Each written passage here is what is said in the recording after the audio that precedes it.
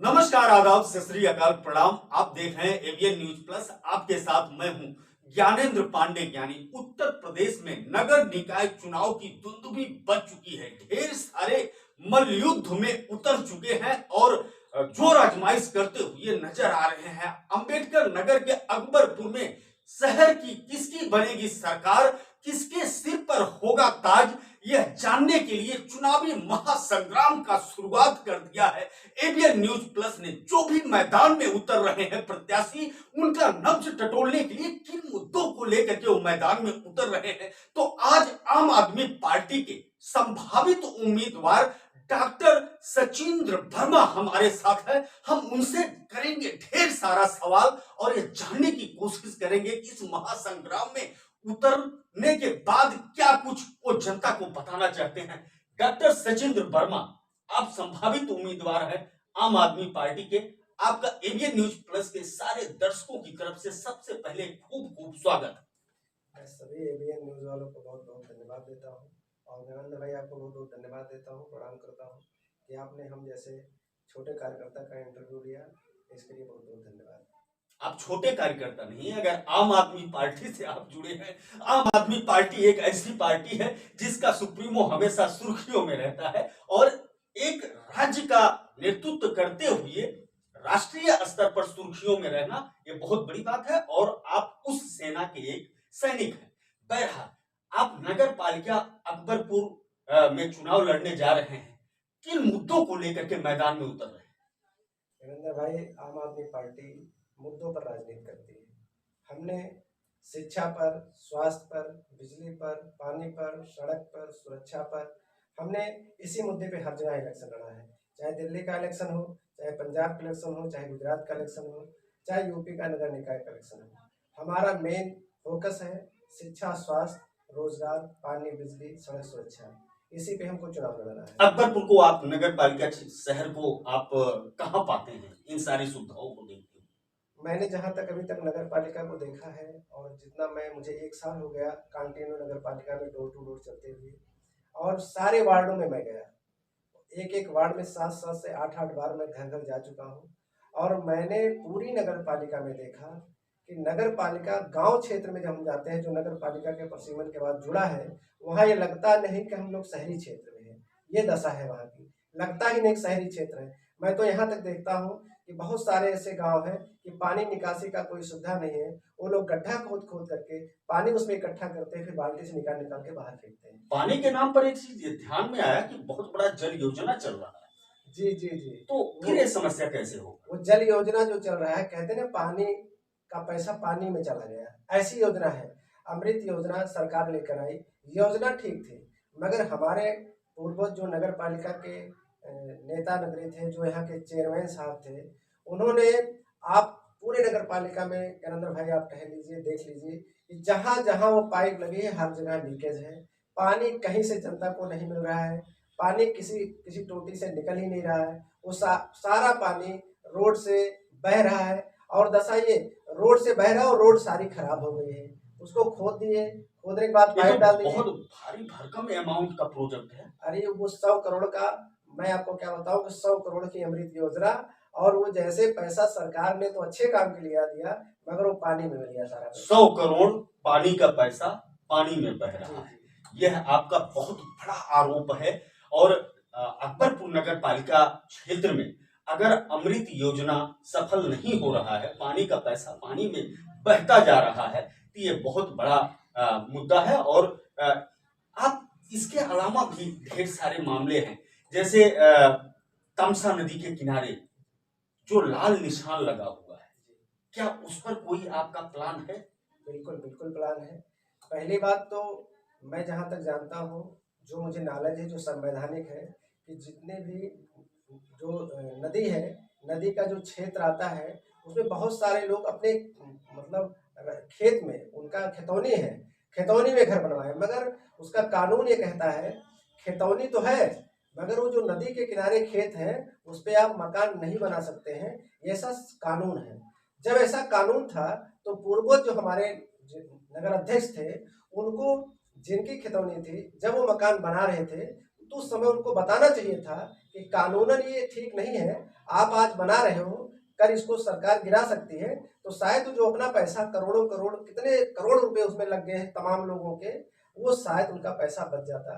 मगर मैं ये चाहता हूँ और सरकार से भी मांग करता हूँ कि जो चीज़ें लोगों ने अपना घर बना दिया है, अपना कोई भी सिस्टम लगा दिया है, उसको उजाड़ा ना जाए, उसको बर्बाद ना किया जाए और दोबारा नए सिरे से इस पर ये ध्यान दिया जाए कि जो नदी के क्षेत्र में जो आता है उसमें नए मकान ना बनने दिया जाए, इस पर होना चाहिए। सब मिलाकर के आपका आरोप एक दूसरा बड़ा आरोप है कि नगर पालिका की लापरवाही के कारण आज एक करोड़ों का जो गाढ़ी कमाई लगा करके लोगों ने एक घरौदा एक आशियाना खड़ा किया था, उस पर बुलडोजर चलने की नौबत है। ये पूरा आप ये लापरवाही का जो आरोप लगा रहे हैं नगर पालिका के सिर पर आप। बिल्कुल बिल्कुल नगर पालिका की लापरवाही है और नगर अध्यक्ष की लापरवाही है कि हमारी नगर पालिका में अगर कोई चीज गलत हो रहा है तो उसका जिम्मेदार नगर अध्यक्ष होना चाहिए। जनता ने नगर अध्यक्ष को चुनकर भेजा है, ईओ को और किसी कर्मचारी को जनता ने नहीं चुना है, वो पढ़ लिख कर आए हैं। उनका काम नगर अध्यक्ष था कि अगर नगर में कोई चीज गलत हो रही है तो उस पर नगर अध्यक्ष की निगाह होनी चाहिए कि अपने ही लोग हैं, वो जो लोग मकान बनवाए हैं वो अपने लोग ही हैं, उन्होंने आपको वोट दिया है, अगर वोट दिया है तो उनका नुकसान आगे से ना हो पाए इस पर उनको आपको बताना चाहिए था। अगर नहीं बताया तो या तो आपको जानकारी नहीं थी या तो आपने नजरअंदाज किया है।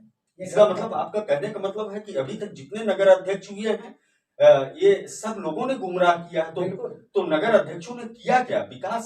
विकास क्या किया है? विकास के नाम से हुआ क्या है? लूट हुई है। विकास के नाम से प्योरली लूट हुई है। जितने भी नगर अध्यक्ष आज तक हुए हैं, मैं बहुत पुराने नहीं जाता चूंकि पुराना पहले बहुत समय पहले इतना पैसा भी नगर पालिका में नहीं आता था। पिछले 3-4 नगर पालिका का चुनाव हुआ है उसमें बहुत सारे पैसे आए। मैं जहां तक मानता हूं जब बहुजन समाज पार्टी की सरकार थी, समाजवादी पार्टी की सरकार थी या बीजेपी की सरकार आई, इस 3 गवर्नमेंट में पैसा बहुत नगर पालिका में आया और स्थिति क्या हुई कि पैसा तो आया काम करने के लिए, मगर वो काम जनता का नहीं हुआ, नगर पालिका का नहीं हुआ, मगर जो हमारा नगर अध्यक्ष हुआ वो अरबपति के लाइन में खड़ा हो गया। मतलब नगर के विकास के बजाय अपना खुद का विकास हो गया। खुद इतना विकास हो गया कि खुद के लड़के प्राइवेट कॉलेज से एमबीबीएस कर लिए, खुद के लड़के विदेशों तक पढ़ने की योजना बना रहे, सोच रहे हैं। और गांव के बच्चे, कितने बच्चे अंदर भाई मैं जा रहा हूँ, मैं लगातार गाँव जा रहा हूँ, ये स्थिति आज की भी है। अभी आप चाहे सिझौली में चले जाए, चाहे लोरपुर में चले जाए, चाहे नेहरू नगर में चले, किसी भी जगह पे आप पूरे नगर पालिका के गांव के क्षेत्र में निकल जाइए। मैं गुरुवारवा में एक गांव सिझौली में एक पुरवा है, मैं वहां गया, मैंने कुछ लोगों को देखा टार्च जला के खाना खा रहे थे, उनके घर बल्ब नहीं है। और जिस तरीके से लूट मची है नगर पालिका में, मैंने देखा है कि आवास के नाम से इतनी लूट मची है। जिनको आवास बिल्कुल चाहिए, इतने गरीब बेचारे हैं, उनके घर आवास नहीं है, मढ़ा है, केवल मढ़ा, उनके घर पे कुछ है ही नहीं, सोने के लिए उनके तख्ता तक नहीं है, उनको आवास नहीं मिला है। इस तरीके से लोगों ने बंदरवाट किया है, लूट किया है। इस डकैती को रोकना है, किसी भी सूरत में इसको रोकना है। वैसे डकैती को रोकने में आम आदमी पार्टी तो बहुत ही आगे है और पूरे देश में चर्चा होती है। आम आदमी पार्टी का जब नाम आता है तो फ्री की चीजें याद आती है जी, क्योंकि इनका एक पॉलिसी है कि हम फ्री का देंगे। तो क्या आपकी भी पॉलिसी फ्री का नहीं है, वो हक है। जो लोग कहते हैं कि जनता को फ्री में दिया जा रहा है, वो जनता को फ्री में नहीं दिया जा रहा, वो जनता का हक है। पैसा देश में पैसा किसका है? ये जो पैसा हमारे ऊपर खर्च होता है, हमारे पढ़ाई में, हमारे दवाई में, हमारे सड़क में, हमारी सुरक्षा में, ये पैसा किसका है? ये पैसा तो जनता के ही है। हम 75% टैक्स आम जनता देती है, 25% टैक्स नौकरी वाले और बिजनेसमैन देते हैं, 75% जनता तो टैक्स देती है आम जनता। और जब आम जनता पैसे देती है, टैक्स के पैसे से देश चलता है, तो आम जनता के लिए हम अगर उसको वापस दे रहे हैं, उसको फायदे दे रहे हैं, उसको मुनाफा दे रहे हैं, ये रेवड़ी नहीं है, ये फ्री नहीं है। हम क्या दे रहे हैं? बिजली दे रहे हैं, 200 यूनिट बिजली दे रहे हैं, 24 घंटे दे रहे हैं दिल्ली के अंदर। आप एक चीज बताइए, नेता को 1000 यूनिट बिजली फ्री मिले, ये ठीक बात है? जनता को 200 यूनिट बिजली मिले तो रेवड़ी है। हम शिक्षा दे रहे हैं, शिक्षा संवैधानिक अधिकार है, हमको निःशुल्क मिलनी चाहिए और अच्छी मिलनी चाहिए। दिल्ली सरकार 26% शिक्षा पे बजट देती है और यूपी सरकार 2.6% शिक्षा पर बजट देती है। आप बताइए, जो शिक्षा बजट आप जब नहीं देंगे तो स्कूल कैसे अच्छा होगा? आपका कहने का मतलब कहीं ये तो नहीं कि अगर जनता शिक्षित हो जाएगी तो कुछ हो नहीं पाएगा? बिल्कुल। नेता तो मैं जहां तक जानता हूं, मैं मेडिकल कॉलेज से पढ़ाई कर रहा था, तब से लेकर आज तक मैं जानता हूं कि नेता कभी नहीं चाहता कि जनता पढ़ी लिखी और समझदार हो जाए। ये कभी नहीं चाहता नेता। नेता जिस दिन जनता पढ़ी लिखी समझदार हो जाएगी, उसको जात में नहीं बांट पाएगी, धर्म में नहीं बांट पाएगी, अगला पिछड़ा जनरल में नहीं बांट पाएगी। ये लड़ाई हमारे आपके बीच में नहीं ला पाएगी। ये चाहती है जनता अनपढ़ रहे, जाहिल रहे, पढ़ी लिखी हो, इसीलिए उत्तर समझदार रहे। प्रदेश सरकार 2 पॉइंट कुछ जो है बजट 2.6 हिस्सा जो है पढ़ाई में, जिससे पढ़ाई में। लोग पढ़े लिखे ना हो और सब कुछ चलता है। अब आपको बहुत बताएं, बड़ा आरोप आपने लगाया। नहीं मैं प्रदेश स्तर आरोप नहीं, मैं प्रत्यक्ष प्रमाण के साथ आपको बता रहा हूँ। ये आप खुद अपने द्वारा आप देख लीजिएगा, जो मैं बोल रहा हूँ बिल्कुल सच बोल रहा हूँ। मैं इस विषय पर आना चाहता हूँ। हमने पहले ही कहा कि जब आम आदमी पार्टी की बात आती है तो फ्री की चीजें, तो आपने फ्री का नाम जो है बदल के हक दे दिया। बिल्कुल हक तो है। हक में क्या कुछ आपके एजेंडा में हक और हुकूक शामिल है कि बिल्कुल। जो अकबरपुर नगर पालिका क्षेत्र वासियों को बिल्कुल आप देने बिल्कुल, वाले वो सारा हक जो जनता को मिलना चाहिए। बिजली मिलनी चाहिए, फ्री मिलनी चाहिए, 24 घंटे मिलने चाहिए, स्वास्थ्य मिलना चाहिए, हर मोहल्ले में मोहल्ला क्लिनिक होना चाहिए। तो मोहल्ला क्लिनिक अकबरपुर में भी आने वाला? बिल्कुल अगर 100% ज्ञानंद भैया, 100% मोहल्ला क्लिनिक आने वाला है। 5 साल में नहीं, 1 साल में जनता का आशीर्वाद मिलेगा तो 1 साल के अंदर हर मोहल्ले में आपको मोहल्ला क्लिनिक मिलेगा। और वो ऐसी मोहल्ला क्लिनिक जो पूरा मोहल्ला क्लिनिक एयर कंडीशन होगा, 200 किस्म की जांचें मुफ्त होंगी, सारी दवाइयां मुफ्त होंगी और 24 घंटे इलाज होगा। एजुकेशन सेक्टर में जब आप दिल्ली के पैटर्न पर काम करना चाहते हैं तो एजुकेशन सेक्टर में देखा जाता है कि दिल्ली में मॉन्टेसरी स्कूल उतना हाईटेक नहीं है जितना गवर्नमेंट की स्कूल को हाईटेक कर दिया है वहां के गवर्नमेंट। तो कुछ इस तरह आप नगर पालिका क्षेत्र में भी बिल्कुल। देखिए, कोई भी देश हो, समाज हो, गांव हो, देहात हो, कुछ भी हो, अगर किसी को डेवलपमेंट करना है, डेवलपमेंट देना है, उसको आगे बढ़ाना है, तो सबसे पहली कुंजी है उसकी शिक्षा। अगर आप उसको बेहतर शिक्षा दे दिए तो कुछ देने की जरूरत नहीं, वो स्वयं सब प्राप्त कर लेगा। आप हमको बताइए, जर्मनी है, फ्रांस है, जापान है, अमेरिका है, रसिया है, चीन है, ये देश किस स्तर पे आगे गए? 31% बजट देता है जर्मनी शिक्षा का, अमेरिका 27% शिक्षा बजट देता है। आप बताइए, क्या वो गरीब देश है अपने बच्चों को निःशुल्क पढ़ा रहे हैं? अभी आप देखिए कि बहुत सारे ऐसे देश हैं, 15 लाख 20 लाख रुपए में एमबीबीएस बनाते हैं। हमारे यहाँ प्राइवेट कॉलेज में अगर आपको एमबीबीएस बनना है 1 करोड़ रुपए में बनते हैं। बताइए, 15 लाख में अगर एमबीबीएस अपने यहाँ भी बनने लगे तो बहुत सारे लोगों के रेंज में आ जाएगा कि एमबीबीएस अपने बच्चों को बना सकते हैं। और डॉक्टरों की कितनी कमी, आप देखिए, जिला अस्पताल चले जाइए, मेडिकल कॉलेज चले जाइए, आप लोग तो सारी जगह जाते हैं, पता लगे डॉक्टर साहब नदारत है या डॉक्टर साहब है ही नहीं है, कमी है डॉक्टरों की, स्टाफ की कमी है, ये हमेशा है। डॉक्टर सचिंद्र वर्मा जी, आप अब तो मैदान में उतर चुके हैं और एक भावी उम्मीदवार के रूप में अभी हैं, क्योंकि पार्टी की मोहर अभी तक नहीं लगी। आप अपने आप को उन लोगों के बीच में कहाँ पाते हैं जो यहाँ पर बड़े बिजनेसमैन, बड़े स्वर्णकार, बड़े उद्योगपति, बड़े ठेकेदार, सब बड़े बड़े ही हैं, उसमें डॉक्टर सचिंद्र वर्मा अपने आप को कहाँ पाते हैं?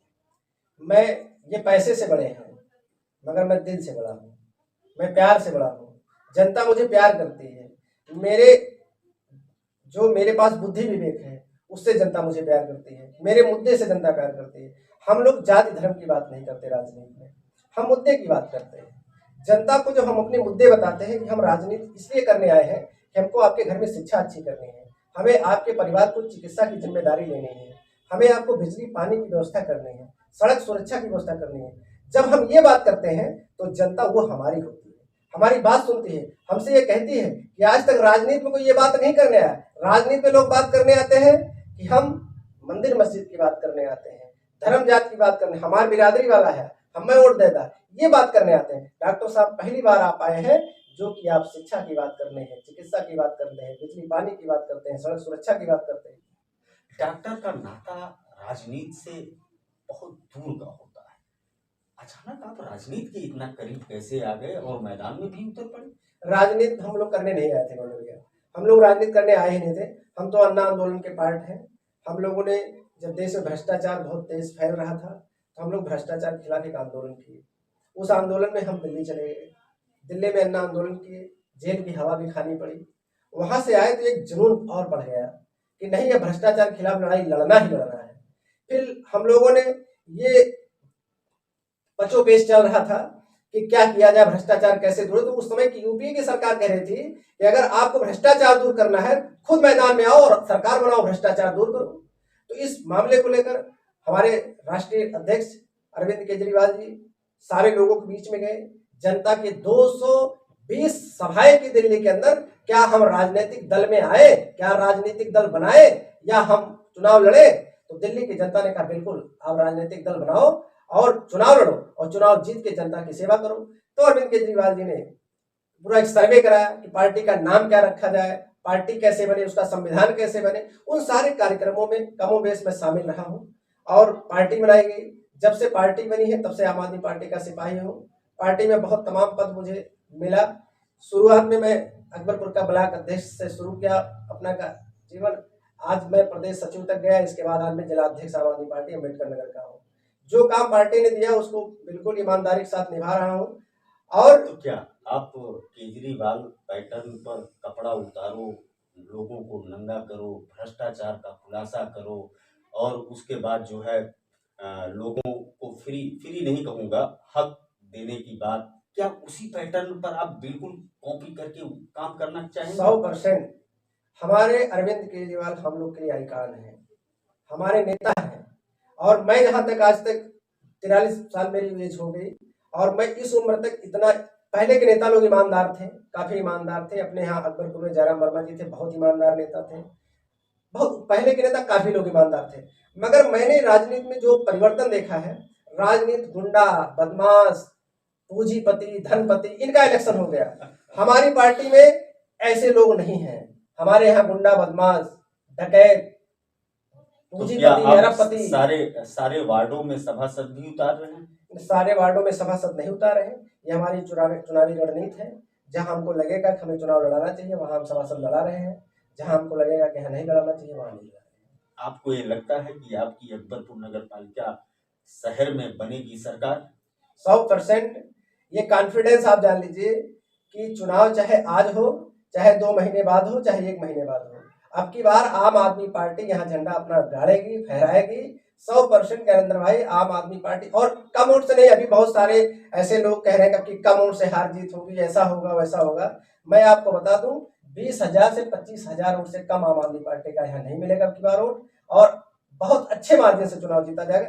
क्योंकि मैंने देखा है देहात के जो 15-16 वार्ड है उसमें कोई ऐसा वार्ड नहीं है जहां हम 1000+ वोट नहीं जा रहे हैं। हर वार्ड में एक तरफ सत्ता पक्ष का उम्मीदवार, दूसरी तरफ ढेर सारे उद्योगपति, ढेर सारे धनपति, ढेर सारे ऐसे लोग जो प्रभावी लोगों का विरासत लेकर के मैदान में उतर रहे हैं। आप इनका मुकाबला कर लोगे जब लाखों करोड़ों का ठेलम ठेल पैसे का झोंकम झोंक मचा रहेगा?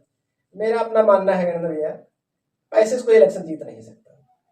पैसे से भौकाल बना सकता है, पैसे से अपनी गाड़ी दिखाकर चकाचौंध पैदा कर सकता है, मगर इलेक्शन नहीं जीत सकता है। इलेक्शन वही आदमी जीतेगा जो जनता के दिल में प्यार करेगा, जनता के दिल पे राज करेगा। बहुत बड़ी बात आपने कही। इसी के साथ हम सचिंद्र वर्मा आपको फिर मौका देंगे एबीएन न्यूज प्लस में आप आए और आपने एक बहुत बड़ी बात कही जो दिल को छू गया। एबीएन न्यूज प्लस के सारे दर्शक सुन रहे हैं कि पैसे से भौकाल बन सकता है लेकिन लोगों को खरीदा नहीं जा सकता। बिकाऊ माल अकबरपुर की जनता नहीं है।